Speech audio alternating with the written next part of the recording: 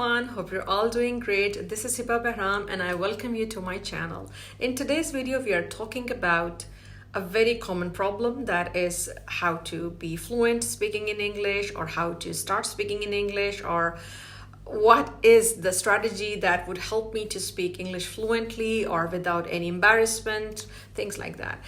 Anyways, I'm going to give you 4 great tips, and believe me, if you're going to follow them, you are facing no problem.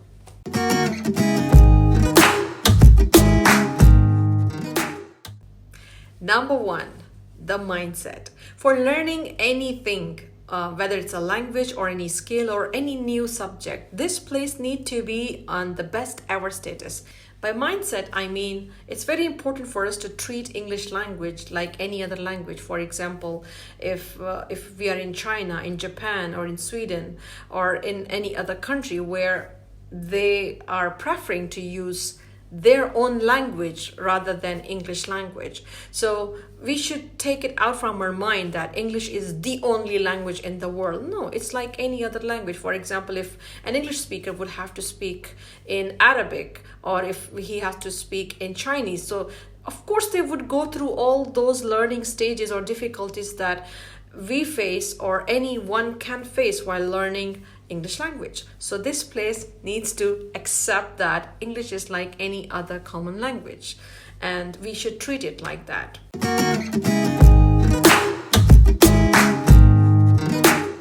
Number 2, we are going to give value to ourselves more. By giving more value to yourself, I mean to say you have to be proud of your own language, your own mother tongue or national language, right?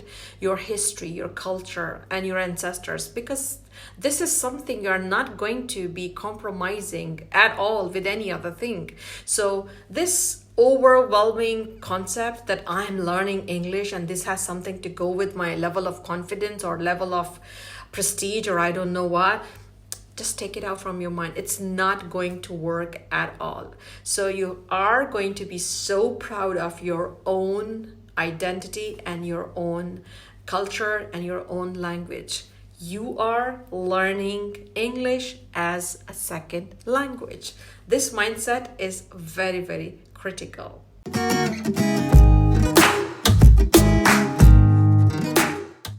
Number 3, you are not going to very much focus about the grammatical errors.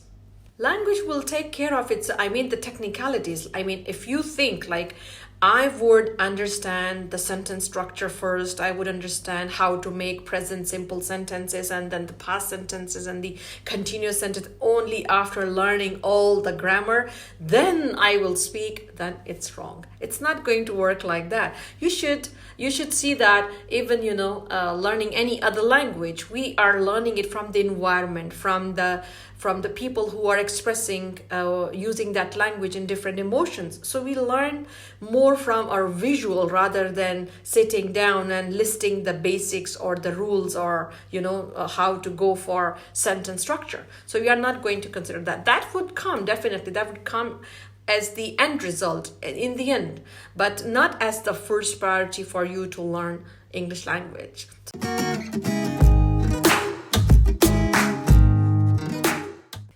Number 4, always take a start with something basic and interesting. By that I mean, if you are really a beginner and you don't know how to use good vocabulary or expressions or things like that, I always suggest my students to go with cartoons, because they are made for children, for them to understand different emotions. Let's have a look. For instance, if you're watching a movie and a person says, not a cartoon, right? A movie. And the person says, put the damn gun down. So it's a blank face because the movie is for the mature or adult people. However, when the same statement is in the cartoon, put the gun down, like it's with the expression, and you understand that what the person is saying. So more expression, more facial features like our talking, or this face is like a screen. A along with the vocabulary, along with the intonation, rise and fall of your voice, you understand it well in the cartoons. Besides, cartoons are so easy for us to understand that this person is angry, this person is happy. This is a way to express excitement. So this is really, really helpful. Number two, you can also, if you are way, better than this level or higher than this level, you can go for a podcast, or you can listen or watch simultaneously anyone that you are interested to watch on podcast or Netflix, any film on Netflix, or someone even on TED Talk. So you can go for these platforms to watch and grasp and understand. Even if you're not understanding, you're learning the style, you're learning the delivery, the staging of the language. Okay, so this is very important.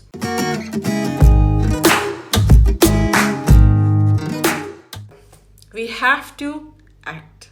It's all about acting. I mean, it's a language. You are going to wear that language. You are going to learn that language in the style it is delivered. So better go for imitating a person who is speaking in that way. For instance, if I say, it's getting cold in here, isn't it?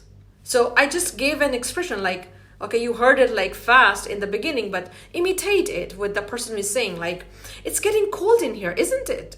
Or, is this your brother who is sitting in the corner? So you go with the expression, you act like that. Maybe you can even write it down and you can act, you can perform.